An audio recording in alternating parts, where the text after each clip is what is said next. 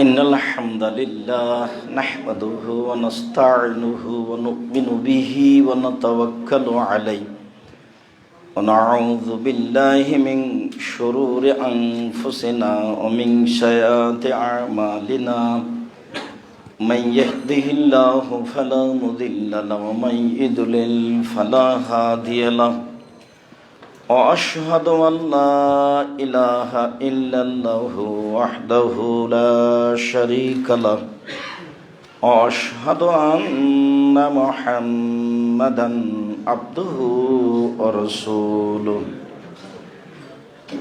أما بعد فإن خير الحديث كتاب الله وخير الهدى هدى محمد صلى الله عليه وسلم وشر الأمور محدثتها وكل محدثة بدعة وكل بدعة ضلالة وكل ضلالة في النار.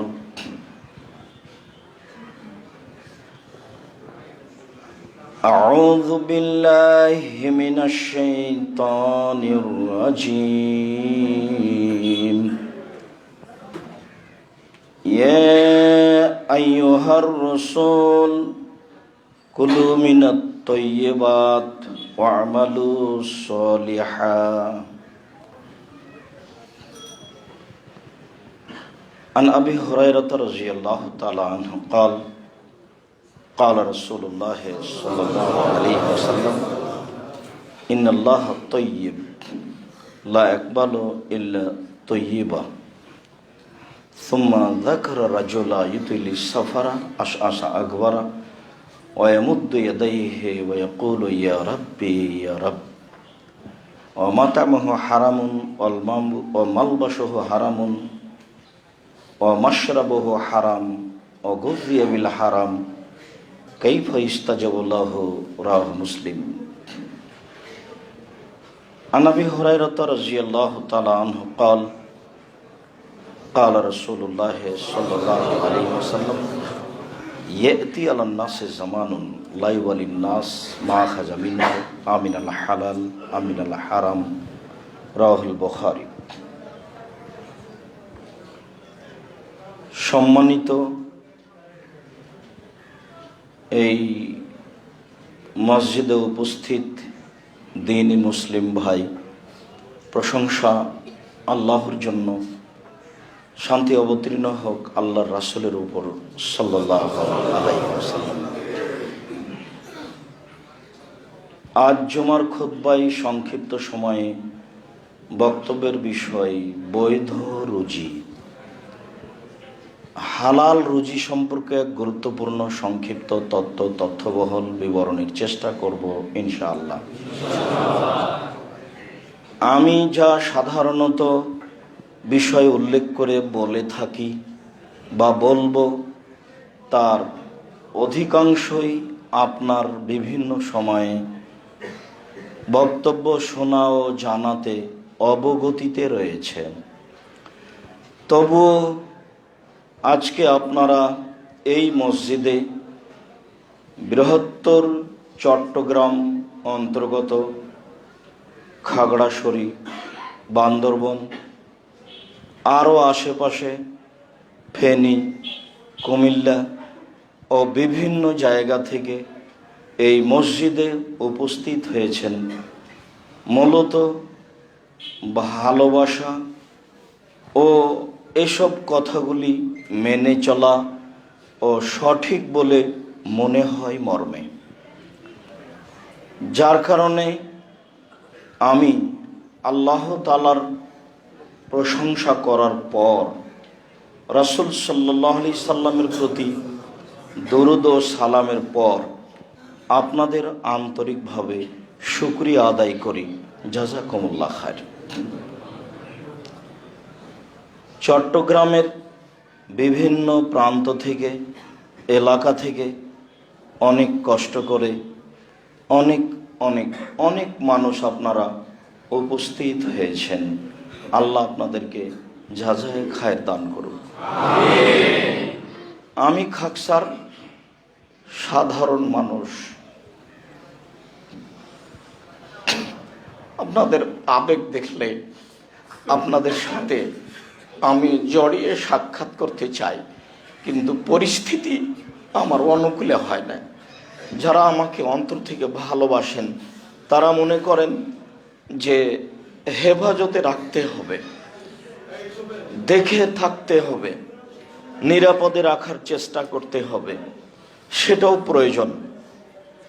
আপনাদের সাথে সামনাসামনি সাক্ষাৎ হোক, সেটাও আমি প্রয়োজন মনে করি, কিন্তু পরিস্থিতি অনুকূলে হয় না, মর্মে আমার কষ্ট হয়। কালকে যেভাবে বক্তব্য দেওয়ার জন্য গেলাম আর যেভাবে বের হয়ে আসলাম, এটা আমার কাছে ছিল খুব কষ্টকর। আল্লাহ তুমি আমাদের কবুল করো। আমরা তো মানুষ, ভুল ত্রুটি থাকতেই পারে। তুমি সর্বশক্তিমান, তুমি ভুল ক্ষমা করো, আমাদের প্রতি দয়া করো, আমাদের মাফ করো, আমাদেরকে সঠিক আকীদা ও আদর্শের অধিকারী করো। সাধারণ মানুষ জুমার দিনে এরকম সময়ে কথা বললে তোমার দরবারে কবুল হয় বলে তোমার নবী মুহাম্মদ সাল্লাল্লাহু আলাইহি ওয়াসাল্লাম বলেছেন। মর্মে তোমাকে সাক্ষ্য দিয়ে বলছি, আশহাদু আল্লা ইলাহা ইল্লাল্লাহ, সাক্ষ্য দিচ্ছি তুমি মাবুদ, আল্লাহ ছাড়া কোনো প্রকৃত মাবুদ নেই। আরো সাক্ষ্য দিচ্ছি ওয়া আন্না মুহাম্মাদুর রাসূলুল্লাহ, মুহাম্মদ আল্লাহর রাসূল এবং তার বান্দা। এই সাক্ষ্য দিয়ে আন্তরিকভাবে জুমার খুতবার সূচনাতেই তোমার কাছে আবেদন রাখছি, তুমি আমাদের কবুল করো, আমাদের ভুল ত্রুটি মাফ করো। আর আমরা যে লক্ষ্য নিয়ে মাঠে নেমেছি, তুমি এই লক্ষ্য উদ্দেশ্য কবুল করো। তুমি সর্বশক্তিমান, তুমি সবকিছু করতে পারো। ফাআলুল লিমা ইউরিদ, তোমার ইচ্ছাই করা। তোমাকে কোনো কাজ করতে পরিকল্পনা করা লাগে না, কোনো শত্রু তোমাকে ঠেকাতে পারে না। তুমি আজিজ, পরাক্রমশালী, তুমি হাকিম, নতুনভাবে বুঝা লাগে না, তুমি বুঝেই করো। মর্মে আমরা সাধারণ মানুষ আবারও তোমার দরবারে বলছি, তুমি আমাদের কবুল করো। সম্মানিত দিনী ভাই, মানুষের জীবনে সবচেয়ে যেটা গুরুত্বপূর্ণ কাজ, মানুষের জীবনে আমার কাছে যে ভাঙাচোরা বিদ্যা আছে, সেই বিদ্যা দিয়ে যা বুঝি, তাতে এর চেয়ে আর কোনো গুরুত্বপূর্ণ কাজ মানুষের কাছে নেই। সেটা হলো 5 ওয়াক্ত ফরজ সালাত। ফরজ সালাতের চেয়ে মানুষের জীবনে আর কোনো গুরুত্বপূর্ণ কাজ আছে তা কোরআন হাদিস জানা অনুযায়ী বিবেচনাই বলে না। কেননা রাসূল সাল্লাল্লাহু আলাইহি সাল্লাম বলেন, মানুষের সব ইবাদত নির্ভর করে সালাতের উপরে। যদি মানুষের সালাত কবুল হয় তাহলে সব কবুল হবে। আমি একদিন ফকিরকে 10টা টাকা দিয়েছিলাম, আমি হয়তো ভুলে গেছি, কিন্তু নেকিটা আমার লেখা আছে। যদি আমার সালাত কবুল হয় তাহলে ওই নেকিটা আমার হারাবে না, সেদিন আমি পেয়ে যাব। আর যদি আমার সালাত কবুল না হয় তাহলে ফকিরকে 10টা টাকা দেওয়া নেকিটা আমার হারিয়ে যাবে, আমি পাবো না।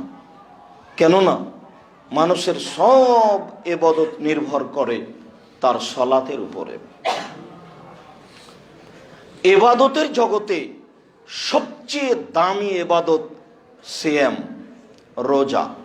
সিয়ামের চেয়ে আল্লাহকে সন্তুষ্ট করার কোনো দামি ইবাদত নেই। সবচেয়ে যে মাধ্যমে ওকে সন্তুষ্ট করা যায় সেইটা হলো সিয়াম। যার কারণেই রাসূল সাল্লাল্লাহু আলাইহি সাল্লাম বলেছেন, আমি বৃহস্পতিবার আর সোমবার সিয়াম পালন করা ভালোবাসি। কেন? সাপ্তাহিক রিপোর্ট এই 2 দিনে পেশ করা হয়, তো আমার মনটা চায় যে আমার রিপোর্টটা যখন পেশ করা হবে তখন ও দেখুক যে আমি সিয়াম আছি। আমার মন এটা চাই যে রিপোর্টের সময় আমাকে দেখুক যে আমি সিয়াম আছি। এই উদ্দেশ্যে আমি বৃহস্পতিবার আর সোমবার সিয়াম পালন করি। বাৎসরিক রিপোর্ট পেশ করা হয় শাবান মাসে। তা কোন দিন তা তার জানা ছিল না। বাৎসরিক রিপোর্ট ধরার জন্য তিনি শাবান মাসে বেশি বেশি সিয়াম পালন করতেন। সিয়াম যত দামি ইবাদত হোক না কেন, যদি সালাত না থাকে তাহলে বিচার মাঠে সিয়াম বাতিল বলে গণ্য হবে। বিভিন্ন দিনে বলেছি, ইবাদতের জগতে সবচেয়ে শক্তিশালী, ক্ষমতাধর, পাওয়ারফুল ভিন্ন ধরনের ইবাদত হলো দান। অবাক কাণ্ড ঘটাতে পারে। আল্লাহ আপনার উপরে ক্ষুব্ধ হয়ে আছেন, আপনাকে জাহান্নামে দিবেন, আপনি দান করেছেন, ঠান্ডা হয়ে গেছে। ক্ষমতাই ভিন্ন। আপনি দান করেছেন, মায়ের নামে মায়ের কবরের শাস্তি বন্ধ। দান পানি যেমন আগুনকে নিভিয়ে দিতে পারে, দান তেমন মানুষের পাপকে মিটিয়ে দিতে পারে।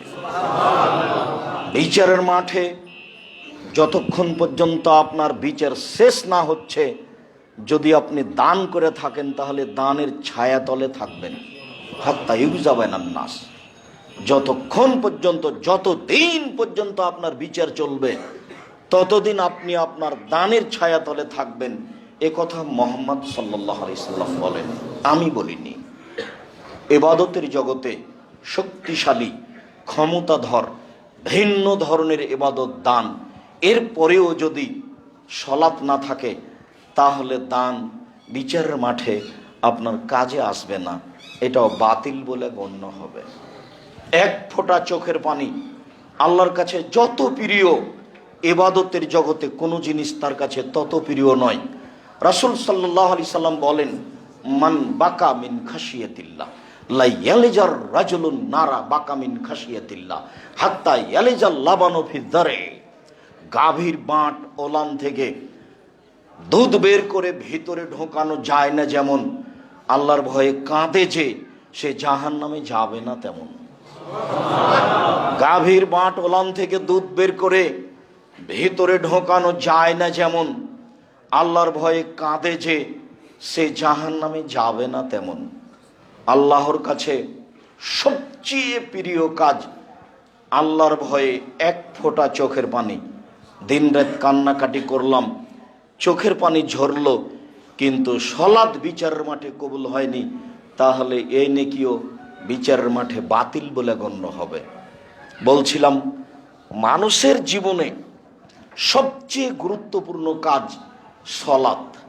এর চেয়ে মানুষের জীবনে কোনো গুরুত্বপূর্ণ কাজ নেই, সবটাকে এর পিছে আসতে হবে। মানুষের জীবনে দ্বিতীয় গুরুত্বপূর্ণ কাজ হলো বৈধ রুজি। বৈধ রুজির চেয়ে মানুষের জীবনে আর কোনো গুরুত্বপূর্ণ কাজ আছে বলে আমি যেভাবে ভাঙাচোরা কোরআন হাদিস বুঝি তাতে বিবেচনায় আসে না। সব মারা গেল শেষে, বৈধ রুজি না থাকার কারণে সালাত আদায় করেছিলাম সেটাও গেল, সালাত দিয়ে যা টিকে থাকতো সেটাও গেল। তাহলে বৈধ রুজি মানুষের জীবনে সবচেয়ে গুরুত্বপূর্ণ কাজ। এরপরে আমি বলি যে যারা মাদ্রাসা গড়ছে তাদেরকে গড়ার সুযোগ দেন। যারা ব্যবসা বাণিজ্য করছেন তারা এমনভাবে ব্যবসা বাণিজ্য করেন যে মনে মনে ভাববেন চট্টগ্রাম শহরে আমার চেয়ে যেন কোনো বড় ব্যবসায়ী কেউ না থাকে। পয়সা ইনকাম আপনাকে করতেই হবে, কারো বাহাদুরি চলে না পয়সা ছাড়া। মুহাম্মদ সাল্লাল্লাহু আলাইহি সাল্লামের চলে না বইয়ের পয়সা ছাড়া। বইয়ের পয়সা আছে তাই চলতে পারেন, বইয়ের পয়সা ছাড়া চলে না। কার পয়সা? খাদিজা রাদিয়াল্লাহু তাআলা আনহার। দুনিয়াতে সবচেয়ে দামি মহিলা হিসেবে মহিলা মানুষ। তবে আব্দুর রাজ্জাক সাহেবের মুখে শুনেছি যে আয়েশা রাদিয়াল্লাহু তাআলা আনহা পৃথিবীতে সবচেয়ে দামি, এই কথা ঠিক, আমি বলিনি, রাসূল সাল্লাল্লাহু আলাইহি সাল্লাম বলেছেন। তবে কিছু কিছু হাদিসে বোঝা যায় যে খাদিজা রাদিয়াল্লাহু তাআলা আনহা সবচেয়ে দামি। আল্লাহর নবী বলছেন যে আয়েশার বিবরণ, আল্লাহর নবী বলছেন, আয়েশা, জিবরাইল তোমাকে সালাম দিল। তা আয়েশা রাদিয়াল্লাহু তাআলা আনহা বলছেন, ওয়া আলাইকা ওয়া আলাইহিস সালাম, আপনাকেও সালাম, জিবরাইলকেও সালাম। আপনি তো জিবরাইলকে দেখতে পান, আমি তো দেখতে পাই না। একই জায়গায় এক বিছানে তিনজন, ল্যাপের নিচে তিনজন, আয়েশা রাদিয়াল্লাহু তাআলা আনহা, মুহাম্মদ সাল্লাল্লাহু আলাইহি সাল্লাম, জিবরাইল, তিনজনে এক জায়গায়। কিন্তু মুহাম্মদ সাল্লাল্লাহু আলাইহি সাল্লাম জিবরাইলকে দেখতে পান, বুঝতে পারেন, কিন্তু আয়েশা বুঝতে পারেন না। তিনি বলছেন, আয়েশা, জিবরাইল তোমাকে সালাম দিল। এটাও বুখারী মুসলিমের হাদিস, ওটাও বুখারী মুসলিমের হাদিস। আল্লাহ রাসূল বলছেন যে জিবরাইল আমাকে বলছেন, ওই দেখেন, ওই দেখেন, ওই দেখেন মুহাম্মদ সাল্লাল্লাহু আলাইহি সাল্লাম, ওই যে দেখেন খাদিজা আসছে একটা বাটি হাতে করে, ওই বাটিতে তরকারি আছে। শুনেন, ও যখন আপনার কাছে আসবে তখন আপনি বলবেন, খাদিজা, আল্লাহ তোমাকে সালাম দিল, জিবরাইল তোমাকে সালাম দিল, আর তোমার জন্য জান্নাতে একটা ঘর বানানো হয়েছে হীরা মুক্তা মাণিক্য দিয়ে, সেখানে কোনো হইচই নেই। বুখারী মুসলিম। এবার বলেন তো দামি কে হলো? খাদিজা রাদিয়াল্লাহু তাআলা। আগের বারে আল্লাহ নবী বলেননি, আয়েশা, আল্লাহ তোমাকে সালাম দিল, জিবরাইল তোমাকে সালাম দিল। এইবার রাসূল সাল্লাল্লাহু আলাইহি ওয়াসাল্লাম বলছেন, খাদিজা, আল্লাহ তোমাকে সালাম দিয়েছেন, জিবরাইল তোমাকে সালাম দিল। জিবরাইল বলল যে ওই যে ওই যে ওই যে একজন মহিলা আসছে, খাদিজা, তার হাতে একটা তরকারির বাটি আছে, ও আসলে বলে দিয়েন এই এই কথা। এটাও বুখারী মুসলিম, ওটাও বুখারী মুসলিম। তো ইনি হচ্ছেন স্ত্রী, বউয়ের টাকা পয়সা দিয়ে ধর্ম প্রচার করেন। আবার দেখা যায় যে উসমান রাদিয়াল্লাহু তাআলা আনহুর টাকা খুব বিপদে ব্যবহার করেন। বলছেন তাবুকের যুদ্ধে যেতে হবে 6 থেকে 800 কিলোমিটার পথ, কঠিন সময়, কে কি দিতে পারে? তোমার বলছেন অর্ধেক দিলাম, ভালো কথা। তা আবু বকর সিদ্দিক, আমি আর কি দিব, আল্লাহকে আর আপনাকে বাড়িতে রেখে সবই দিলাম, ভ্যান ভাড়া হবে না, কিন্তু যা বলেছেন তা দিয়ে আর কেউ ডিঙ্গিয়ে যেতে পারবে না, কিয়ামত পর্যন্ত পথ বন্ধ। আবু বকর সিদ্দিককে ডিঙ্গিয়ে যাওয়ার মানুষ আর কেউ হবে না, মানে আর কোনো বাক্য নেই। আবু বকর সিদ্দিক রাদিয়াল্লাহু তাআলা আনহু যা বললেন। তবে উসমান বললেন, আচ্ছা ঠিক আছে, যত মানুষ যাবে তার অর্ধেকের যাতায়াত খরচ, খাওয়া খরচ আমি দিব। তো 30,000 মানুষ, তাহলে ধরে নিতে হয় 15,000 মানুষকে 15,000 উট দিবেন, 3 মাসের খাওয়া খরচ দিবেন, এর নাম টাকা। তাহলে কাজ হয় টাকা দিয়ে। মুহাম্মদ সাল্লাল্লাহু আলাইহি সাল্লাম দাওয়াত দিলেন আর টাকা দিলেন উসমান রাদিয়াল্লাহু তাআলা আনহু। রাসূল সাল্লাল্লাহু আলাইহি সাল্লামের চলে না টাকা ছাড়া, টাকা ইনকাম করতে হবে বৈধ পন্থায়, অনেক, যেই টাকা দিয়ে দিনের কাজ করতে হবে, এ কথাই ঠিক। ইবাদতের জগতে গুরুত্বপূর্ণ ইবাদত দান, রুজি বেশি উপার্জন করার চেষ্টা করতে হবে বৈধ পন্থায়। নিজে উপকৃত হব, ছেলে মেয়ে উপকৃত হবে, দ্বীনি প্রতিষ্ঠান সঠিক আকীদা আদর্শ উপকৃত হবে, মর্মে টাকা থেকে ফিরে আসার কোনো পথ নেই। চিন্তা ভাবনা দিনরাত এটাই করতে হবে, বৈধ রুজি। সম্মানিত মসজিদের মুসল্লি, আমাকে দেখতে পান আর না পান, কিছুক্ষণ ধৈর্যের পরিচয় দিবেন, কেউ কথা বলবেন না, কষ্ট হবে, এ কথাই ঠিক। বসার জায়গা নেই, দাঁড়ানোর জায়গা নেই, সেখানে সুবিধা ভোগ করব, এটা হয় না। খুব কষ্ট করে হলেও মুখে না বলে একজন আর একজনকে মান্য করে মেনে নিয়ে একটু ধৈর্যের পরিচয় দেন। আল্লাহ আপনাদের কবুল করুক, আল্লাহুম্মা আমিন। মহান আল্লাহ বলে, ইয়া আইয়ুহার রাসূল কুলু মিনাত তাইয়্যিবাত, পৃথিবীর নবী রাসূলগণ আপনারা বৈধ খান, ওয়া আমালু সলেহা, আর আপনারা বৈধ আমল করেন, সৎ আমল করেন। অত্র আয়াতে আল্লাহ তাআলা 2টা আদেশ করেছেন। এক, নবী রাসূলকেও বৈধ রুজি খেতে হবে, এটা জরুরি আদেশ। দ্বিতীয় জরুরি আদেশ, সৎ আমল করতে হবে। সৎ আমল ছাড়া নবীরও আমল কবুল হবে না। আল্লাহ আমাদের নবীকে বলছেন, লাইন আশরাকতা লায়াবাতান্না আমালক, আপনি যদি শিরক করেন তাহলে আপনার আমল বাতিল হবে। যে আমল করছি সেটা যদি সৎ আমল না হয় তাহলে সে আমল বাতিল হবে। ধরুন মাগরিবের পরে 2 রাকাত সুন্নাত পড়লাম, এটা সৎ আমল। রাসূল সাল্লাল্লাহু আলাইহি সাল্লাম বলেছেন, জোহরের আগে 4, জোহরের পরে 2, মাগরিবের পরে 2, এশার পরে 2, ফজরের আগে 2, এই 12 সমান জান্নাতে একটি ঘর। এই 12 সমান জান্নাতে একটি ঘর। তাহলে মাগরিবের পরে হলো 2 রাকাত সৎ আমল, কিন্তু মাগরিবের পরে যদি 6 রাকাত সৎ আমল পড়ি তখন আর সৎ আমল হবে না, তখন হবে আমল, তখন তা হবে বিদাত, তখন আর রক্ষা হবে না কোনো ইবাদত, সব বাতিল বলে গণ্য হবে। রাসূল সাল্লাল্লাহু আলাইহি সাল্লাম বলেছেন, মান আওয়া মুহদাসান লা ইকবাল আনহু আদল সারফ, কোন মানুষ যদি বিদাতের আশ্রয় দেয় তাহলে তার ফরজ ইবাদত কবুল হবে না, তার নফল ইবাদত কবুল হবে না, তার কোনো ইবাদতই কবুল হবে না। অথচ সে আল্লাহকে সন্তুষ্ট করার জন্য মাগরিবের পরে 6 রাকাত সুন্নাত পড়ে, তাকে বলে আওয়াবিন, সালাতুল আওয়াবিন। জি না, হাদিস জাল, মানুষের বানানো। এই আমল সৎ আমল নয়। আমল সৎ না হওয়া পর্যন্ত আল্লাহর দরবারে কবুল হবে না।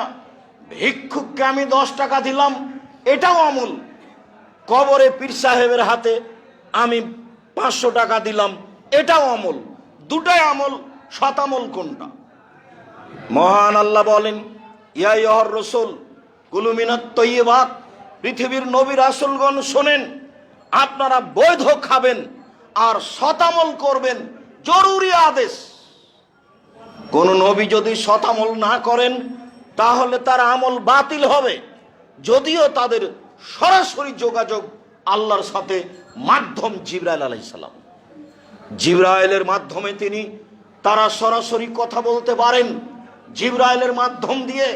এরপরেও যদি তারা কোনো অসৎ আমল করেন তাহলে আল্লাহর দরবারে তা কবুল হবে না। আল্লাহ জোরালো আদেশ করলেন, তিনি বলেন, ইয়া আইয়ুহাল্লাযীনা আমানু, যারা বিশ্বাসী, পরকালকে বিশ্বাস করো, আল্লাহকে বিশ্বাস করো, নবীকে বিশ্বাস করো, ফেরেশতাকে বিশ্বাস করো, ভাগ্যকে বিশ্বাস করো, তারা শোনো, কুলু মিনাত তাইয়্যিবাতি মা রাযাকনাকুম, আমি যে রুজি দিয়েছি সেখান থেকে বৈধ খাও। আমি রুজি দিলেই তুমি খাবা এই কথা নয়, সেটা তোমার জন্য বৈধ হতে হবে। মানুষ যা কিছু খায় পৃথিবীতে, সাপ, ব্যাঙ, গরু, ছাগল, পশু প্রাণী, বিড়ি, তামাক, জর্দা, সিগারেট, যত পৃথিবীতে মানুষ খায় সবই আমার দেওয়া রুজি। তবে তোমরা যেটা খাবা সেটা বৈধ হতে হবে। যারা পরকালকে বিশ্বাস করো, আমি তোমাদেরকে আদেশ করলাম। আয়াতে বোঝা যায় মানুষকে সতামল করতে হবে, বৈধ রুজি খেতে হবে। আবু হুরায়রা রাদিয়াল্লাহু তাআলা আনহু বলেন, রাসূল সাল্লাল্লাহু আলাইহি ওয়াসাল্লাম বললেন, ইন্নাল্লাহ তাইয়্যিব, আল্লাহ হলেন পবিত্র, লা ইয়াকবালু ইল্লা তাইয়্যিবা, আল্লাহ বৈধ পবিত্র ছাড়া কবুল করেন না। এই পর্যন্ত বলার পরে কবুল করেন না মর্মে একটা উদাহরণ দিচ্ছেন আল্লাহর নবী। সুমা যাকারা রাজুলা, তারপর তিনি একটা লোকের কথা বলেন, ইতিলি সাফারা, যে লোকটা লম্বা সফরে রয়েছে, আশা আশা আকবারা, মাথার চুলগুলি এলোমেলো হয়ে গেছে, ঠিক মতো গোসল করেনি, ঠিক মতো চিরুনি করেনি, চুল এলোমেলো, বিপদে পড়েছে। ওয়ামুদ্দু ইয়াদাইহি, আল্লাহর দরবারে হাত তুলে প্রার্থনা করে বলছে, রব্বি, হে আমার প্রতিপালক, আমি বিপদগ্রস্ত।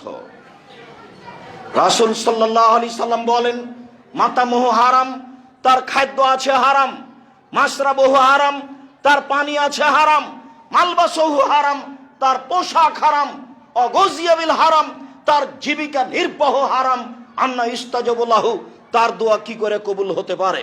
মুসলিম বিবরণে বোঝা যায় তার দোয়া কবুল হবে না।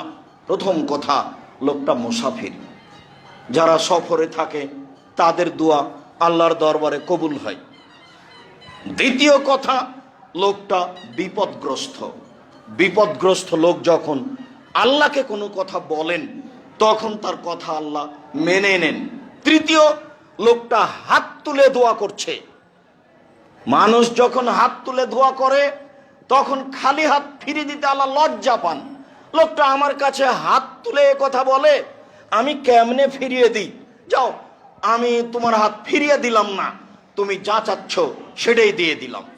সর্বশক্তিমান আল্লাহ আলা কুল্লি শাইইন কাদির, তিনি সব কিছু করতে পারেন, পরাক্রমশালী, আজিজ, কাদির, সত্তা বলেন। মানুষ যখন হাত তুলে দোয়া করে আমি তার খালি হাত ফিরিয়ে দিতে লজ্জা পাই। বুখারী মুসলিমে প্রায় হাত তুলে দোয়া করার হাদিস রয়েছে 36টি। আইনে রাসূল সাল্লাল্লাহু আলাইহি সাল্লাম দোয়া অধ্যায় বইয়ে প্রায় ধারাবাহিকভাবে 40টি হাদিস পেশ করা হয়েছে হাত তুলে দোয়া করার। 16টি স্থান উল্লেখ করা হয়েছে। উল্লেখযোগ্য স্থান, ইব্রাহিম আলাইহিস সালাম আহাল পরিবারের জন্য হাত তুলে দোয়া করলেন। তিনি বললেন, আল্লাহুম্মা ইন্নী আসকানতু মিন যুররিয়াতি বিওয়াদিন গায়রি যি দারিন ইনদা বাইতিকাল মুহাররাম। আল্লাহ, তোমার আদেশে আমার পরিবারের কিছু অংশকে তোমার কাবা ঘরের পাশে এমন এক জায়গায় রেখে দিলাম যেখানে মানুষজন তো নেই, ঘাস পাতাও নেই। একটু আগে তার স্ত্রী বললেন, তিনি আগে আগে হাঁটছেন, স্ত্রী পিছনে পিছনে হাঁটছেন। পিছন থেকে বলছেন, আইনা তাযহাব ইব্রাহিম, ইব্রাহিম কোথায় যাচ্ছেন? আইনা তাযহাব ইব্রাহিম, ইব্রাহিম কোথায় যাচ্ছেন? অতাতরকুনা ফি হাযাল ওয়াদি লাইসা ফিহি ইনশাআল্লাহ শায়, আপনি আমাকে এমন একটা উপত্যকায় ছেড়ে যাচ্ছেন যেখানে মানুষজন তো নেই, ঘাস পাতাও নেই। আপনি আমাকে কিছু বলবেন না? একটা দুধের বাচ্চা এভাবে আমাকে রেখে যাচ্ছেন, মানুষজন নেই, গরু ছাগল পশু প্রাণী আছে বুঝতে পারি না, ঘাস পাতাও নেই, এরকম একটা জায়গা আমাকে ছেড়ে চলে যাবেন, আমাকে কিছু বলবেন না? এতবার বলার পরেও ওয়ালা ইয়ালতাফিতু ইলাইহা, ইব্রাহিম আলাইহিস সালাম তার দিকে আর ঘুরে দেখছেন না। নিরুপায় হয়ে স্ত্রী বলছেন, আমারাকাল্লাহ হাদা, আপনাকে কি আল্লাহ এইভাবে চলে যেতে বলেছেন? আমি বুঝলাম না এত নিষ্ঠুরতার কারণ কি? আপনাকে কি আল্লাহ এইভাবে চলে যেতে বলেছেন? ওই দিকে মুখ করে বলছেন নাম। হ্যাঁ, এছাড়া আর কিছু ইব্রাহিম আলাইহিস সালাম বলেননি। তখন তিনি বলছেন, ফালা ইউজাইয়িনাল্লাহু তাআলা, আচ্ছা ঠিক আছে, যেহেতু আল্লাহ আপনাকে চলে যেতে বলছেন তাহলে আমাকে আল্লাহ ধ্বংস করবেন না, ঘাস পাতা থাকার না থাকে। যিনি আপনাকে চলে যেতে বলেছেন তারই জিম্মেদারিতে আমি আছি। ঘাস পাতা না থাকলে কি হবে? আমি এই মরুভূমিতেই থেকে যাব, আল্লাহ আমাকে ধ্বংস করবেন না, এই কথা হাজেরা বলে। সম্মানিত দিনী ভাই বোন, মানুষের যখন আল্লাহর উপরে ভরসা হয় তখনই মানুষ এরকম কিছু করতে পারে, বলতে পারে। এইভাবে আহাল পরিবারকে ছেড়ে যাওয়ার পরেও তিনি নিশ্চিত হচ্ছেন না। তিনি হাত তুলে আল্লাহর দরবারে বলছেন, আমি আমার আহাল পরিবার তোমার আদেশে এমন এক জায়গায় রেখে গেলাম যেখানে মানুষজন তো নেই, ঘাস পাতাও নেই। একটু আগে বউ যা বলছেন স্বামী ওই কথাই বলছেন, হাত তুলে দোয়া করছেন। আহাল পরিবারের জন্য হাত তুলে দোয়া করতে হয়। মুসাফির আল্লাহর দরবারে হাত তুলে দোয়া করছেন, কিন্তু করলে কি হবে? খাদ্য হারাম আছে, পানি হারাম আছে, পোশাক হারাম আছে, জীবিকা নির্বাহ হারাম আছে, তার দোয়া কবুল হবে না। রাসূল সাল্লাল্লাহু আলাইহি সাল্লাম নাকচ করে দিলেন, আল্লাহ এটা কবুল করবেন না। বৈধ রুজির খুব দাম আছে। আমি চকলেটের ব্যবসা করতে বলেছি, এর অর্থ এই নয় যে চকলেটেরই ব্যবসা করতে হবে। আমি কলা বিক্রি করে খেতে বলেছি, এ কথার অর্থ এই নয় যে কলা বিক্রি করে খেতে হবে। বাংলাদেশে সবচেয়ে ব্যবসায়িক ক্ষেত্র জায়গা হলো চট্টগ্রাম। এই চট্টগ্রামের সবচেয়ে যেটা বড় ব্যবস্থা আছে ব্যবসা বাণিজ্যের, সেইখানে কাজ করার চেষ্টা করতে হবে। উপরওয়ালাকে বলতে হবে ভালো ব্যবস্থা তুমি করে দাও। তখন যদি সত্য মিথ্যা আসে তখন আল্লাহ রাসূল বলেছেন, আর তিজারাতু মাল কিযব ওয়া সিদক ফাসুবহু বিসাদকা, ব্যবসা সত্য মিথ্যা দিয়ে চলে। এখনই একটা জাহাজ এসেছে, যিনি যার সিগনেচারে নামবে উনি সিগনেচার করবেন না, চলে যাচ্ছেন। 3 দিন এখানে থাকলে 3 লাখ টাকা জরিমানা হবে। আমি 50,000 টাকা দিলাম, তখন সিগনেচার করে দিল। আমি না দিলেও করবে না। 3 দিন এখানে আটকা থাকলে আমার জরিমানা হবে, শেষে আমি কিছু লাভ করতে পারবো না। আমি তখন মাজলুম, আমি টাকাটা দিলাম, এই টাকার জন্য আমি বিচারের মাঠে ধরা খাবো না। আমি বৈধ ব্যবসা শুরু করেছিলাম, ওরা আমার প্রতি জুলুম করেছে, আমি মাজলুম। রাসূল সাল্লাল্লাহু আলাইহি ওয়াসাল্লাম বলেন, সত্য মিথ্যাতে ব্যবসা চলে, ফাসুবহু বিসাদকা, তোমরা দান করে ওর ক্ষতি সরিয়ে দাও। এ কথা রাসূল সাল্লাল্লাহু আলাইহি সাল্লাম বলেন। পরিস্থিতি রুজির জন্য যতই কঠিন হোক, মানুষকে পথে থাকতে হবে, সঠিক আকীদার লোককে আরো বেশি থাকতে হবে। আপনি ভাববেন না যে রাসূল সাল্লাল্লাহু আলাইহি সাল্লাম যেভাবে বলেছেন, আব্দুর রাজ্জাক সাহেব যেভাবে বললেন সেভাবে তাহলে কলা বিক্রি করে খাওয়াই ভালো। তা আমি করতে বলিনি, বড় ব্যবসায় করতে বলছি রাসূলের পদ্ধতিতে। নুমান ইবনে বাশির রাদিয়াল্লাহু তাআলা আনহু বলেন, আল হালালু বাইয়িন, হালাল হচ্ছে স্পষ্ট, ওয়াল হারামু বাইয়িন, হারাম হচ্ছে স্পষ্ট, ও বাইনাহুমা মুস্তাবিহাতুন, এই দুইটার মধ্যে একটা সন্দেহযুক্ত খাদ্য রয়েছে। লা ইয়ালামুহুন্না কাসীরু মিনান নাস, বহু মানুষই তা বুঝতে পারে না, বহু মানুষই তা জানতে পারে না, বুঝে উঠতে পারে না। সন্দেহযুক্ত ব্যবসা, সন্দেহযুক্ত খাদ্য। ফামান ইত্তাকা মিনা শুবহাতে ইস্তাবরালে দীনিহি ওয়া ইরজিহি, যে সন্দেহ থেকে নিজেকে বাঁচাতে পারলো, ব্যবসা বাণিজ্য চাকরি বাকরিকে বাঁচাতে পারলো, সে তার দিনকে পরিপূর্ণ করে নিল। ওমান ওয়াকাফি শুবহাতে ওয়াকাফিল হারামে, যেই সন্দেহের মধ্যে পড়ে গেল সে হারামের মধ্যে পড়ে গেল। চূড়ান্ত সিদ্ধান্ত নেই যার, সেটা চূড়ান্ত হারাম। চূড়ান্ত সিদ্ধান্ত নেই যার, সেটা চূড়ান্ত হারাম। চূড়ান্ত সিদ্ধান্ত নেই যার, সেটা চূড়ান্ত হারাম। এটাই ভাবতে হবে। যদিও হুজুর বলেছেন জর্দা খাওয়া মাকরুহ, যে হুজুর কিন্তু হালাল বলেননি। হুজুর বলেছেন যে খাওয়া মাকরুহ, অপছন্দ, খারাপ। মাকরুহ মানে খারাপ, তো হুজুর তো আর হালাল বলেননি। আব্দুর রাজ্জাক সাহেব বলেছেন হারাম, শুধু হারাম বলেননি। আব্দুর রাজ্জাক সাহেব বলেছেন যে রাসূল সাল্লাল্লাহু আলাইহি সাল্লাম বলেছেন 3 শ্রেণীর মানুষ জান্নাতে যাবে না। তার এক শ্রেণীর মানুষ হচ্ছে মদমিনুল খামর, যারা নিয়মিত বিড়ি, তামাক, জর্দা, সিগারেট, গুল, নেশাদার দ্রব্য খায়, পান করে, তারা জান্নাতে যাবে না। মদমিনুল খামর, যারা নিয়মিত নেশাদার দ্রব্য পান করে। একজন হুজুর বললেন যে বিড়ি সিগারেট যে নেশাদার দ্রব্য, তার কি প্রমাণ? তো কথা তো উনি ঠিকই বলছেন, হাদিসও লিখা নাই বিড়ি সিগারেট, কোরআনও লিখা নাই, উনি তো ঠিকই বলছেন। কিন্তু রাসূল সাল্লাল্লাহু আলাইহি সাল্লাম বলেছেন মাসকারা কাসীরুহু ফাকালিলুহু হারাম, যেটা বেশি খেলে বিবেকের ক্ষতি হবে তার কমও হারাম। এটাও তো হাদিস, এটাও তো সহিহ হাদিস।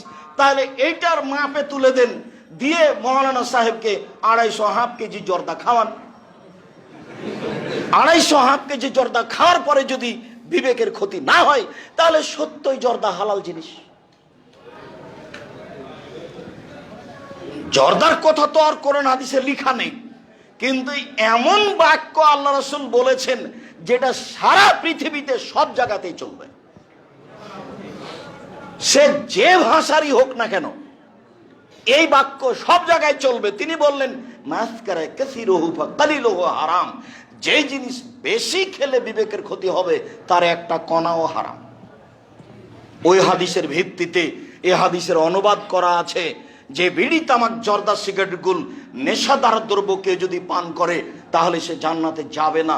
এ কথা রাসূল সাল্লাল্লাহু আলাইহি সাল্লাম বলেন, আমি অনুবাদক।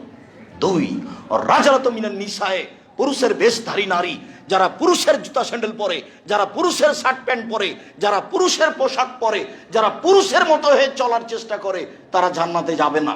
এ কথা রাসূল সাল্লাল্লাহু আলাইহি সাল্লাম বলেছেন, এটা চূড়ান্ত সিদ্ধান্ত। 3, দায়ুস। আমি আর আপনি মধ্যে থেকে পড়ে গেছি।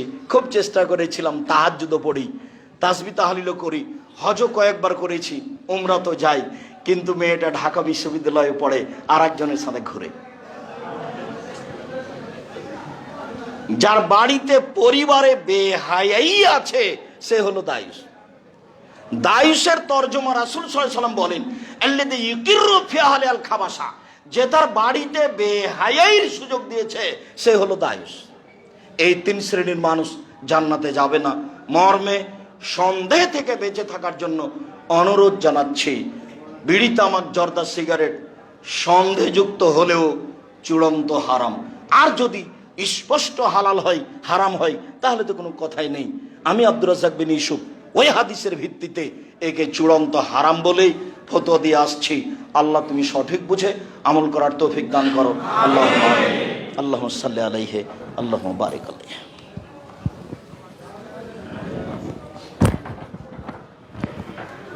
আলহামদুলিল্লাহ ওয়াহদা ওয়াসসালাতু ওয়াসসালামু আলা মান লা নাবিয়্যা বাদা। অত্র হাদিসের পরের অংশে রাসূল সাল্লাল্লাহু আলাইহি সাল্লাম বললেন, পৃথিবীর মানুষ শুনে রেখো, কারাই সন্দেহ থেকে বেঁচে থাকতে হবে একটা রাখালের মতো। ইয়ারাহাওয়াল হেমা, যে রাখালটি আইলে গরু চড়াচ্ছে, জমির আইল বুঝেন কিনা তা আমি বলতে পারছি না। যে লোকটি আইলে গরু চড়াচ্ছে, ইউসেক সম্ভাবনা রয়েছে আয়ের তাফিহে গরুতে ধানে মুখ দিতে পারে। আমি গরু দুটা ধরে আছি, আইলের উপরে দাঁড়িয়ে আছি, তো কোনো সময় ঘাস খেতে খেতে ধানে মুখ দিয়ে দিতেও পারে।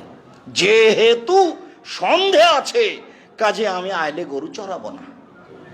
যেহেতু সন্দেহ আছে কাজে আমি এই ব্যবসা করব না। যেহেতু সন্দেহ আছে কাজে আমি এই চাকরি করব না। যেহেতু সন্দেহ আছে কাজে আমি এখানে থাকবো না। শোনো, কারাই সন্দেহ থেকে বেঁচে থাকতে হবে একটা রাখালের মতো। যে রাখালকে ঘোষণা দেওয়া হয়েছে তুমি এখানে গরু চড়াতে পাবা না, ইউসেক সম্ভাবনা রয়েছে আয়ের তাফিয়ে গরুতে ধানে মুখ দিতে পারে।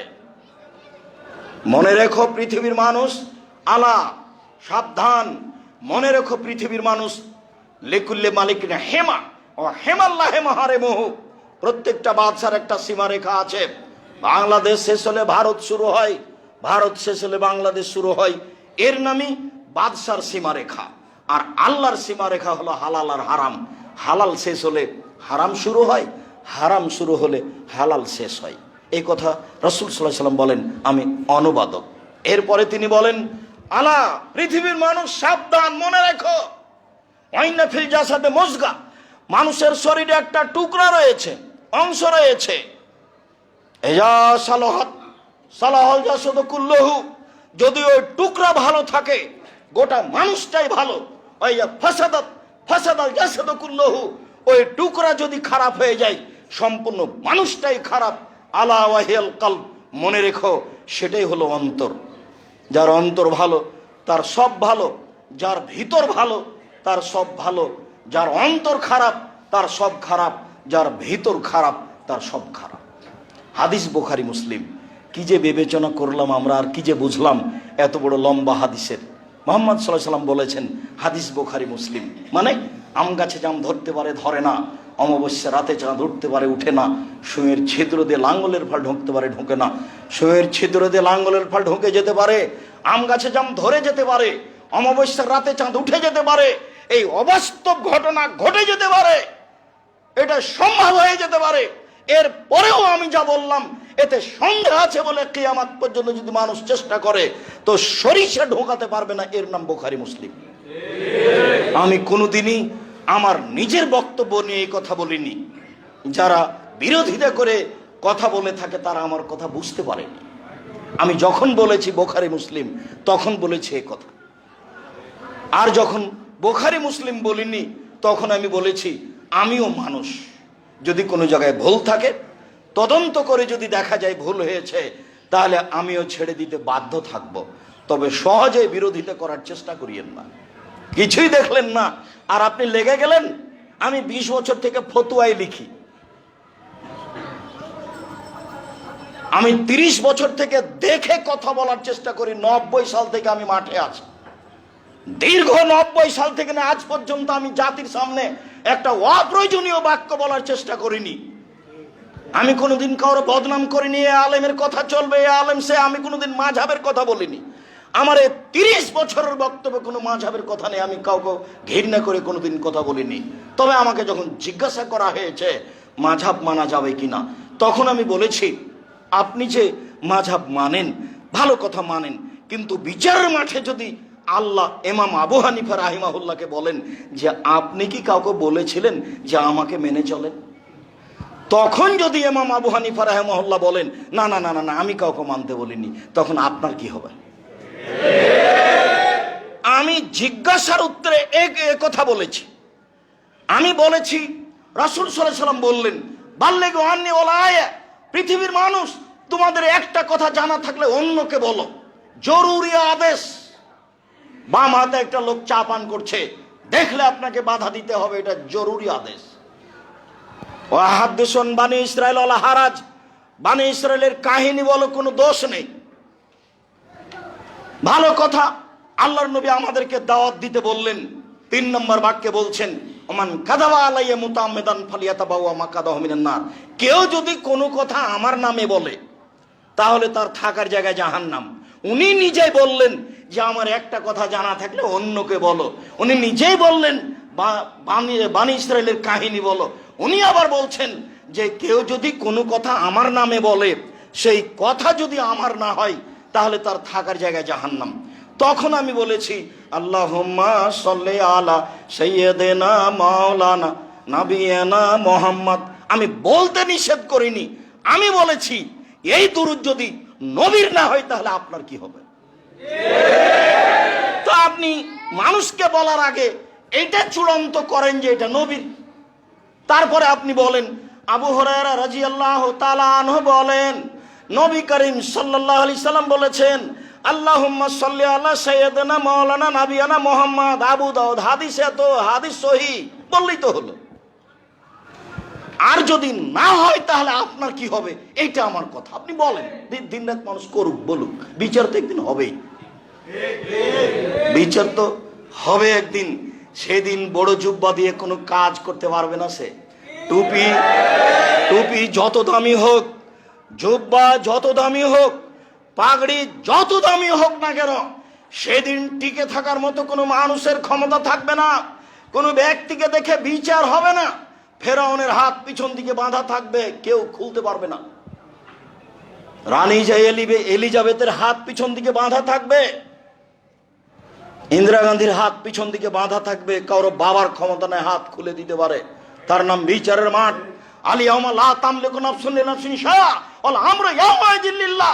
আজ কোনো মানুষের কোনো উপকার করতে পারবে না, একচ্ছত্র মালিকের আমার হাতে। আইনাল জাব্বার আইনাল মুতাকাব্বির, স্বৈরাচারী, স্বেচ্ছাচারী, অহংকারী, বদমেজাজরা কোথায়? আনা মালিকুল আমলাক, আমি হচ্ছে রাজাধিরাজ। আজ তো আপনি বুঝতে পারছেন না যে বিচারের মাঠে আল্লাহ কত শক্ত হয়ে আসবেন, কত কঠিন হয়ে আসবেন। কাজেই আপনার অত দুশ্চিন্তা ভোগ করার কিছু নেই যে সবাই তো দেখছে এরকম করছে, ভুল পথে আছে বলে মনে হচ্ছে, তাহলে আর বিচার কি হবে? জি না, বিচার হবেই। আর সবাকে ভুল পথে থেকে নিরাশা হবেন না। ইব্রাহিম আলাইহিস সালাম বলছেন দেখো আমি কিন্তু বলে দিয়েছি তুমি আমার বোন, ফলে তুকাযযিবি বিহাদিসি, দেখো সারা তুমি আমাকে মিথ্যুক প্রমাণ করো না। আমি কিন্তু বলে দিয়েছি আন্নাকে উখতি, তুমি আমার বোন। এখন তোমাকে যদি জিজ্ঞাসা করে যে এইটাকে, তুমি যদি বলো আমার স্বামী, তাহলে তুমি মিথ্যুক হয়ে যাব। দেখো সারা তুমি আমাকে মিথ্যুক প্রমাণ করো না। তবে সারা মনে রেখো এই মাটির উপরে মাত্র 2 জন মুসলমান, আমি আর তুমি। এই হিসাবে আমরা ভাই বোন তো বটে। তো তুমি আমাকে মিথ্যুক প্রমাণ করো না। সারা পৃথিবীতে মানুষ হিসেবে দামি মানুষ বলতে হয়, কেননা বিচারের যখন জিবরাইল আলাইহিস সালাম নিয়ে গেলেন আমাদের নবী মুহাম্মদ সাল্লাল্লাহু আলাইহি সাল্লামকে 7ম আকাশের উপরে, 1ম আকাশে গিয়েই জিবরাইল বলছেন হুয়া আদম হুয়া আবুকা ফাসসালিম আলাইহি, মুহাম্মদ ইনি আপনার বাপ, আপনি তাকে সালাম দেন। তখন আমাদের নবী একটু আগে বলছেন আসসালামু আলাইকুম ইয়া আবি, আব্বা আপনাকে সালাম। তখন আদম আলাইহিস সালাম বলছেন ওয়া আলাইকাস সালাম ইবনি সালিহ নবিয়্যুস সালিহ, ও আমার সৎ ছেলে তোমাকেও সালাম। 7ম আকাশের উপরে গিয়ে জিবরাইল আলাইহিস সালাম বলছেন হুয়া ইব্রাহিম হুয়া আবুকা ফাসালিম আলাইহি, ইনি ইব্রাহিম, ইনি আপনার বাপ, আপনি তাকে সালাম দেন। তা আমাদের নবী মুহাম্মদ সাল্লাল্লাহু আলাইহি ওয়াসাল্লাম আগে গিয়ে বলছেন, আসসালামু আলাইকুম ইয়া আবি, আব্বা আপনাকে সালাম। তখন ইব্রাহিম আলাইহিস সালাম বলছেন, ওয়া আলাইকুম আসসালাম ইয়া আবি ইয়া ইবনি নবী উসসালেহ, ও আমার সৎ ছেলে, সৎ নবী, তোমাকেও সালাম। তাহলে কত বড় সম্মানী মানুষ ইব্রাহিম আলাইহিস সালাম, কত বড় সম্মানী মানুষ ইব্রাহিম আলাইহিস সালাম। এত বড় মানুষ কাউকে হেদায়েত করতে পারেননি সেই পর্যন্ত। বলছেন যে সারা মাত্র 2 জন মুসলমান। আপনাকে কি বলতে চাচ্ছি বুঝতে পেরেছেন? তার মানে তার একজন দিয়ে চলে, শুধু বউ দিয়ে চলে, আর আপনার এত লোক আছে তবুও চলে না। আপনি এত নিরাশা হতে যাচ্ছেন কেন? যে সবাই যে ভুল পথে, তো এইভাবে আমি আর একাই ঠিক পথে থেকে কি হবে? আব্দুর রাজ্জাক সাহেব যেভাবে বলছেন তাতে শুধু আমি ঠিক পথে আছি, আর তো কাউকে দেখি না, তো নিরাশা হবেন কেন? এত বড় মানুষ, বউয়ের উপরে সন্তোষ, একজন তো আছে, দেখো তুমি আর আমি, আর কেউ নেই। নিরাশা হবেন না। যদি অন্তর ত্রুটি থাকে তাহলে গোটা মানুষটাই খারাপ, যদি অন্তরটা ভালো থাকে গোটা মানুষটাই ভালো। আবু হুরায়রা রাদিয়াল্লাহু তাআলা আনহু বলেন, রাসূল সাল্লাল্লাহু আলাইহি সাল্লাম বলেছেন, ইয়াতি আল্লাহর নাসে জামানুন, অচিরে মানুষের উপর একটা সময় চলে আসছে, লা ইউবালিন নাস, মানুষ পরোয়া করবে না পয়সা উপার্জন করতে, ব্যবসা বাণিজ্য করতে, চাকরি বাকরি করতে, আমিনাল হালাল আমিনাল হারাম, এইটা কি বৈধ, এইটা কি অবৈধ, এটা মানুষ বিবেচনা করবে না। টাকা হলেই হলো, সেটা যে কোনো ইন্স্যুরেন্স হোক, সেটা যে কোনো ব্যবসা হোক, সেটা যে কোনো ব্যাংকিং ব্যবস্থা হোক। আমি বলেছি এদেশের মাটিতে বৈধ পথে কোনো ব্যাংকিং ব্যবস্থা চলে তা আমার জানা নাই। অতএব ব্যাংকে টাকা জমা রাখা আর ব্যাংকে চাকরি করা দুটো এক নয়। স্বেচ্ছায় এখানে পয়সা উপার্জন করবেন আর বলবেন এটা 100% হালাল, তা হতে পারে না। আবার বলেছি এ দেশে এমন কোনো ইন্স্যুরেন্স নেই যেটা বৈধ পথে আছে। আপনি ধর্মের নাম দিয়ে একটা ইন্স্যুরেন্স খুলবেন, সেখানে বৈধ আছে কিছু মনে করবেন, এই কথা ঠিক নয়। রাসূল সাল্লাল্লাহু আলাইহি সাল্লাম ব্যবসাকে পছন্দ করেছেন, জমি চাষকে অপছন্দ করেছেন। জমি চাষ জায়েজ, সাধারণ ব্যবসা দিয়ে, বড় ব্যবসা দিয়ে রুজি উপার্জনের চেষ্টা করবেন। অচিরে এমন পথ চলে আসবে মানুষ পরোয়া করবে না এই পথ উপার্জনের ব্যাপারে বৈধ না অবৈধ। হাদিস বুখারী মুসলিম। সেই সময় এখন যারা টাকা ইনকাম করছে তারা বিবেচনা করে না এটা ঠিক না বেঠিক। রাসূল সাল্লাল্লাহু আলাইহি সাল্লাম বলছেন, বসেতাত আলাইকুম কামা বসেতাত মান কানা কাবলাকুম, তোমরা দরিদ্র হয়ে যাবা, ফকির হয়ে যাবা, এই ভয় আমি মুহাম্মদ সাল্লাল্লাহু আলাইহি সাল্লাম করি না।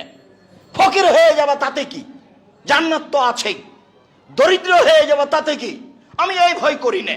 তবে আমি ভয় করি যে বসেতাত আলাইকুম দুনিয়া, পৃথিবী তোমাদের সামনে তুলে ধরা হবে, তোমরা দেখতে পাবা যে খালি পয়সার পয়সা, উপার্জন আর উপার্জন, প্রযুক্তি আর প্রযুক্তি, টাকার টাকা, এইভাবে তোমাদের তুলে ধরা হবে।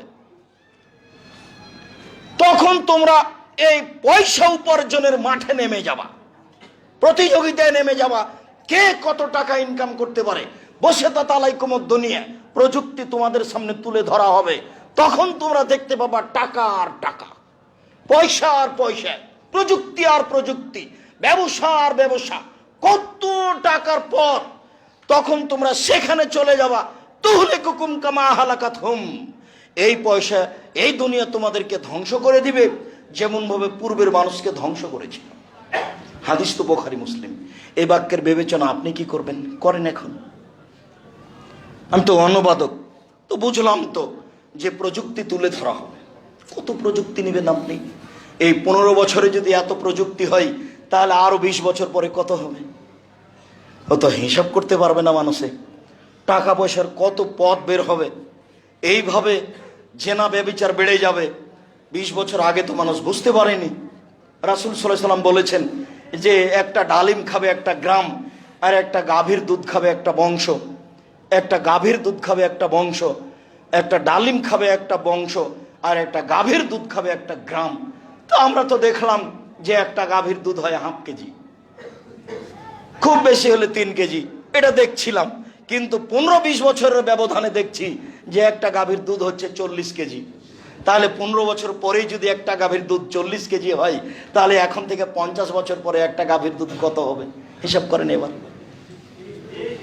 রাসূল সাল্লাল্লাহু আলাইহি সাল্লাম বলছেন যে একটা ডালিম খাবে একটা বংশ, আর একটা গাভীর দুধ খাবে একটা গ্রাম। মানুষজন হিসাব করলেন না কত বড় হতে পারে। 15-20 বছর পূর্বে একটা ডালিম দেখা যেত 100 টাকা, 100, আর এখন দেখা যাচ্ছে স্বাভাবিক ডালিমের ওজন 1 কেজি। তাহলে 50 বছর পরে ডালিম কত হবে? তাহলে বোঝা যাচ্ছে যে মানুষের পয়সা কত বাড়বে, তাহলে প্রযুক্তি কত বাড়বে। তখন তোমাদের কি হবে এইটা আমার ভয়, তখন তোমাদের কি হবে এইটা আমার ভয়। রাসূল সাল্লাল্লাহু আলাইহি সাল্লাম বলছেন, দেখো আমার জীবনে বড় ভয় আমার উম্মতের উপরে এক আইম্মাতাম মুজিল্লিন, ভ্রান্ত হুজুর, হুজুর ভ্রান্ত হবে, এটা আমার ভয়। এবারে নগদ ফতোয়া দিচ্ছে যে তাবিজ বিক্রি করে খাওয়া যাবে। কোরআন মাজিদ খুলে দেখাচ্ছে, এ দেখেন আল্লাহ বলছে ভোট দিতে হবে, খুলে কোরআন মাজিদ পড়ে দেখাচ্ছে, বলছে এ দেখেন বুখারী মুসলিমের হাদিস মিলাদ করা যাবে। রাসূল সাল্লাল্লাহু আলাইহি সাল্লাম বলছেন আমার জীবনে 3টা বড় ভয়, তার 1 নাম্বার ভয় হচ্ছে আইম্মাতাম মুজিল্লিন, ভ্রান্ত হুজুর। 2 সাতালতাহিক উম্মতি বিল মুশরিকিন, আমার উম্মত হিন্দুদের সাথে মিশে যাবে, এইটা আমার ভয়। গান বাজনা বাদ্যযন্ত্র হিন্দুদের কাজ। 20 বছর পূর্বে আপনাদের গ্রাম থেকে পাশের গ্রামে হিন্দুদের বিবাহ হতো, তখন খুব বাজনা বাজতো, দৌড়িয়ে যেতেন দেখতে। আপনার মনে আছে মনে হয়, থাকার কথা না, আমরাও তো দৌড়িয়ে গেছি, পাশের গ্রামে হিন্দু ছিল, বাজনা বাজছে। তো এখন দেখি সব দোকানে বাজনা বাজে, সব ঘরে বাজনা বাজে। একটা চট্টগ্রাম শহরে 10 তলা বাড়ি আছে, তার ঘর আছে 300টা রুম আছে, তার মধ্যে প্রায় 250টাতেই বাজনা বাজে। রাসূল সাল্লাল্লাহু আলাইহি সাল্লাম বলছেন আমার ভয় আমার উম্মত হিন্দুদের সাথে মিশে যাবে। রাসূল সাল্লাল্লাহু আলাইহি সাল্লাম বলছেন আমার উম্মত হিন্দুদের সাথে মিশে যাবে। এটা কি? হিন্দুদের বাড়িতে আছে পুতুল, হিন্দুদের বাড়িতে আছে মূর্তি, আর আপনার সব ঘরই আছে সাজানো আছে কাঁকড়া, সাজানো আছে পুতুল। আপনার টয়লেটে ঢুকে দেখলাম যে পুতুল আছে, তো টয়লেটে পুতুল রেখেছেন কেন? ওটা কি? ওটা কি দিয়ে আপনি কি বোঝাতে চাচ্ছেন? ওটা টয়লেটে পুতুল কেন? আপনার অ্যালবামে আপনার বাপের ছবি সুন্দর করে সাজানো আছে।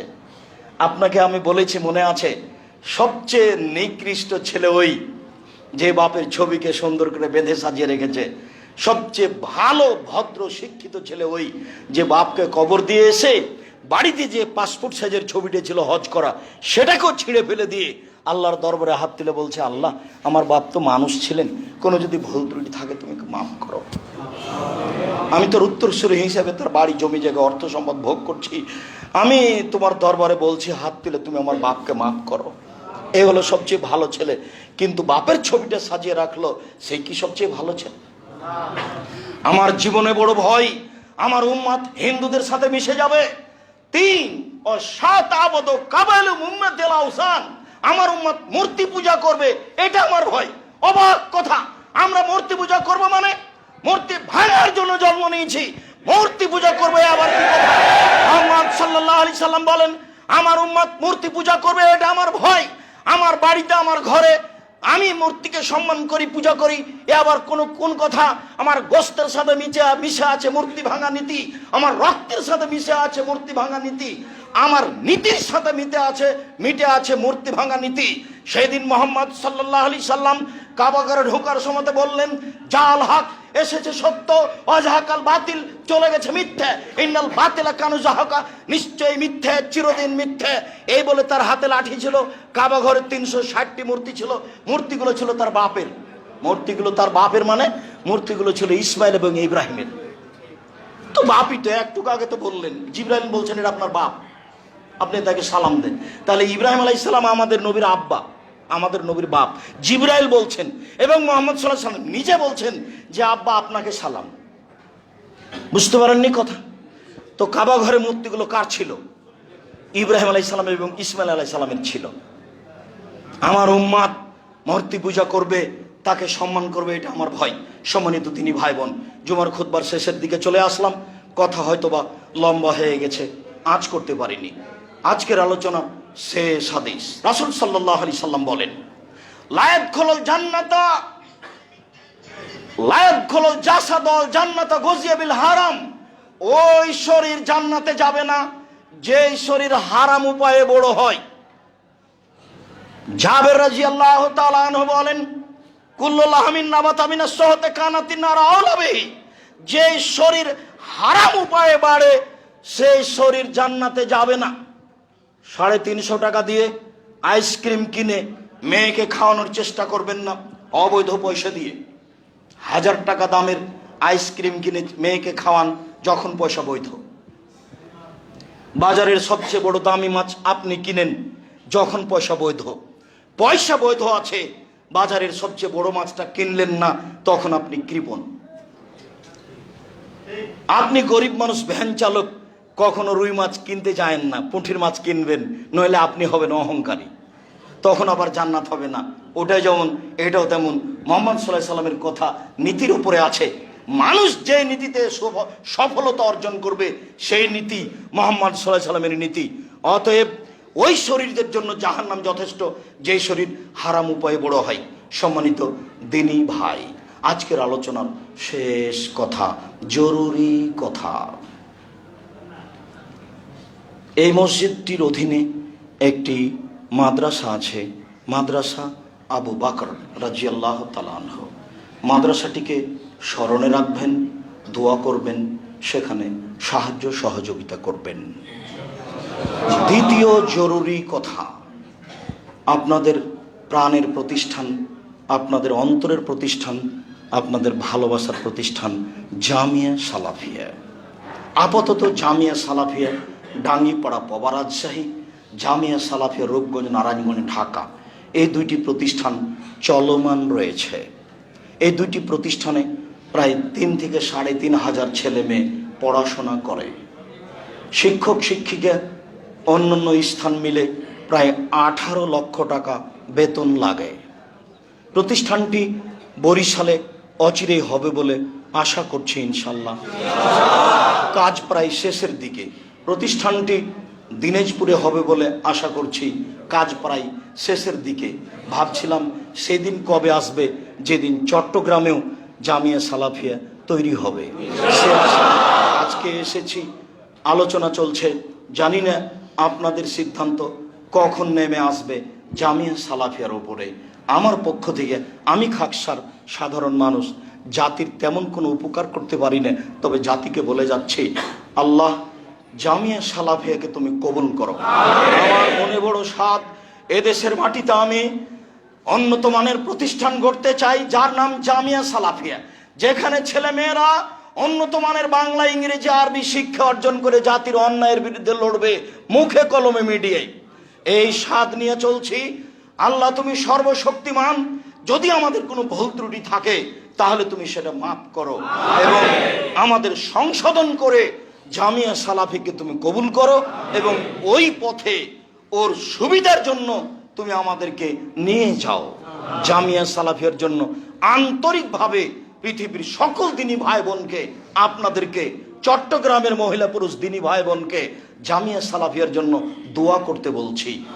যদি উপরে কবুল হয়ে যায় তাহলে সহজ, আর যদি উপরে একটু নড়চড় হয়ে যায় সারা পৃথিবী জুড়ে এর কোনো সুবিধা করতে পারবে না। এই জন্য সকল দিনী ভাই বোনকে জামিয়া সালাফিয়ার জন্য আন্তরিকভাবে দোয়া করার জন্য অনুরোধ জানাচ্ছি। জামিয়া সালাফিয়ার সাথে একটা মুখপত্র, যেটা আমার জীবনের সবচেয়ে গুরুত্বপূর্ণ কাজ, সেটা হলো মাসিক আল ইতেসাম পত্রিকা। সমস্ত বাঙালিকে, আপনাদেরকে মাসিক আল ইতেসাম পত্রিকা সংগ্রহ করতে হবে, যার সাথে আছে 10 জন মুফতি, বড় বড় আলেম, যার সাথে আছে গবেষণাগার, যে ফতোয়া বৈঠকে আমি সবকে নিয়ে প্রতি মাসে একদিন বসি, চূড়ান্ত সঠিকটা বের করার চেষ্টা করি। আমার ভাঙাচোরা বিদ্যা অনুযায়ী, আমার বুঝে এদেশের মাটিতে বাংলা ভাষায় সবচেয়ে ভালো মানের পত্রিকা মাসিক আল ইতেসাম পত্রিকা। পত্রিকার সাথে সকল দিনী ভাই বোনকে সম্পৃক্ত থাকার জন্য অনুরোধ জানাচ্ছি। অন্য বই সহ বিশেষভাবে আব্দুল্লাহর মিন্নাতুল বারী, বাংলা ভাষায় ব্যতিক্রম বই, বুখারীর ব্যাখ্যা মিন্নাতুল বারী, অন্যান্য বই সহ সমস্ত বইয়ের সাথে সম্পৃক্ত হওয়ার জন্য অনুরোধ জানাচ্ছি। পরে আল্লাহকে বলছি, আল্লাহ আমরা চট্টগ্রামে বসবাস করি, এর বিভিন্ন প্রান্তে বসবাস করি, আমাদের ভুল ত্রুটি থাকতে পারে, তুমি আমাদের মাফ করো। আমাদের চলার পথ, আমাদের ব্যবসার পথ, আমাদের কর্মের পথ তুমি সহজ ভালো করে দাও। আমাদের কর্মের পথে, আমাদের রুজির পথে তুমি উন্নতি দাও। আমাদের যারা মারা গেছে তুমি তাদের কবরের শাস্তি মাফ করো। আমরা যারা অসুস্থ তুমি তাদের আরোগ্য দান করো। আমরা যারা বেঁচে আছি তুমি তাদেরকে তোমার রাসূলের পদ্ধতি অনুযায়ী চলার তৌফিক দান করো। আজকে যে বৈধ রুজির ওপরে গুরুত্বপূর্ণ বক্তব্য শুনছিলাম, এই বক্তব্যকে যথাযথভাবে মূল্যায়ন করার তৌফিক দান করো। এই দাবি, এই দাওয়া, এই দোয়া তোমার দরবারে রেখে আজকের জুমার খুতবা এখানে শেষ করলাম। সাল্লাল্লাহু আলাইহি ওয়াসাল্লাম। আপাতত জানা নেই।